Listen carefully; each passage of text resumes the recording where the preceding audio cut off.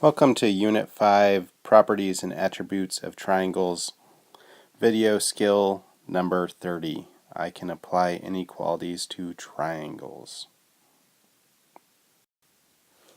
We'll begin our notes on page 5-16 and title it Triangle Inequalities. Skill number 30. I can apply inequalities to triangles. The first thing we learn about is angle-side relationships in triangles. And what I have written here is if the measure of angle A is greater than the measure of angle C, then we know that BC is greater than AB. Said in layman's terms, the longest side of a triangle is opposite the largest angle of the triangle. The shortest side of a triangle is opposite the smallest angle. Conversely, we can say that if DE is the longest side, or DE is greater than EF, then because DE is the greatest, longest side, angle F is the largest angle. The way this plays out on a skill test is seen below in example 1. Order angles from smallest to largest. Because PQ is the shortest side, angle R is the smallest angle. So we know that angle R is less than the other two. The next shortest side is QR.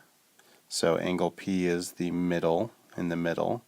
And the longest side is PR, so angle Q is the largest.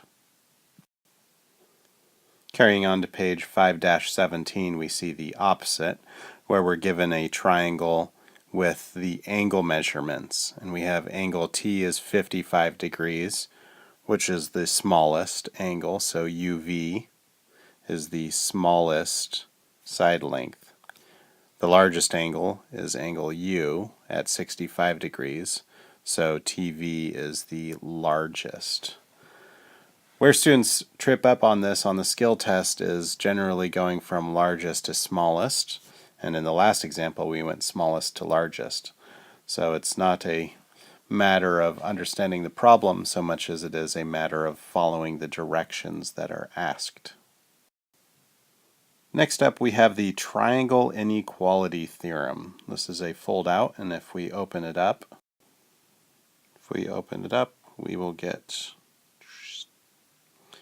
the sum of two sides of a triangle is greater than the third, meaning side AB plus side BC is going to be greater than side AC.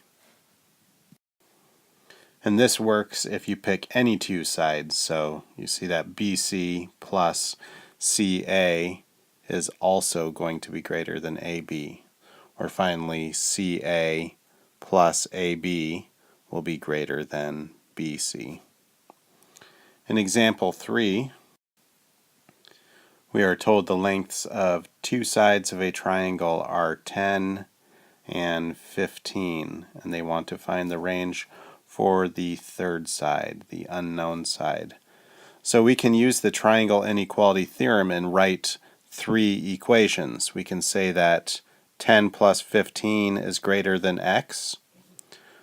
We could also do a second side where we go 10 plus x is greater than 15. 10 plus x is greater than 15.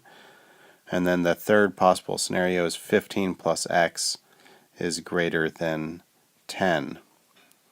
If we simplify each of these three equations, we'll get 25 is greater than x for the top equation, x is greater than 5, and x is greater than negative 5. And we want to find the range of values that meets all three criteria. So if 25 is the absolute maximum that x can be, we say 25 is greater than x.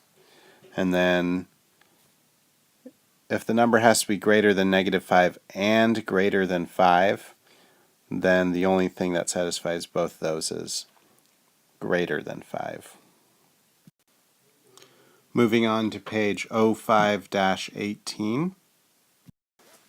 On page 518 we have the Hinge Theorem and the converse of the Hinge Theorem. The Hinge Theorem states that if you have two triangles that have two sides which are congruent, the triangle here has AB congruent to DE and AC congruent to DF. If both of those are true and the measure of A is less than the measure of D, then we can conclude that side BC is less than side EF.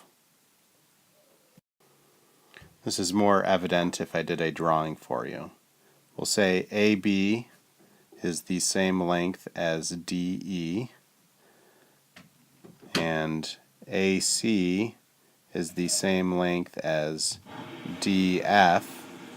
Then we can conclude that BC is shorter than EF.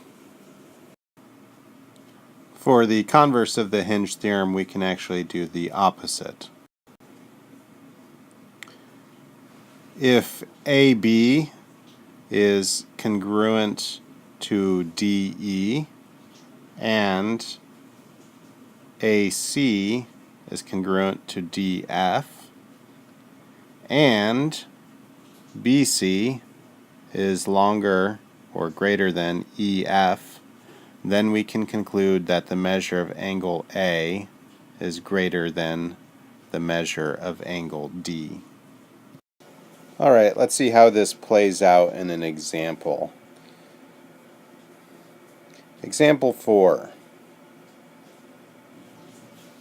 We're given a diagram here and we're asked to find a range for the value of x. We can use the Hinge theorem to tackle this problem. First off, we notice that side AD is congruent to side DC, that's given, and then we're also told that BD is congruent to itself. We use the reflexive property of congruence to state that. Finally, we're told that the angle BDA is greater than the angle BDC. So by the Hinge theorem, we can say that AB, opposite the bigger angle, is larger than BC, opposite the smaller angle, the right angle. So as a math statement, BC, 2x plus 16, is less than AB, 3x minus 10. Solving that down for x, we find that x is greater than 26, or 26 is less than x. It would be easy to stop there, however, we also have to do a slight reality check. The length of BC has to be greater than 0 or else it wouldn't exist. So we have to say 2x plus 16 is greater than 0. Simplifying that down, we get x is greater than 8. And we do the same thing for the third side. 3x minus 10 has to be greater than 0 or else it would not exist. So 3x minus 10 is greater than 0, simplifies down to x is greater than 10/3. And what we want to do is select the point where all three of the statements that we have found to be true are true. So the only spot where x is greater than 10/3, x is greater than 8, and x is greater than 26 is in the singular statement, x must be greater than 26. The way this plays out on the skill test for skill number 30, I can apply inequalities to triangles, is first we should be able to order side lengths and angle measures of triangles based on the information given. So largest to smallest or smallest to largest. Second, we should be able to apply the triangle inequality theorem, which says that two sides of a triangle add up to a number larger than the third side. And then finally we should be able to use the Hinge theorem. Hinge theorem, which we just did in the last problem. Alright, this concludes our lesson on skill number 30 for geometry. Thank you.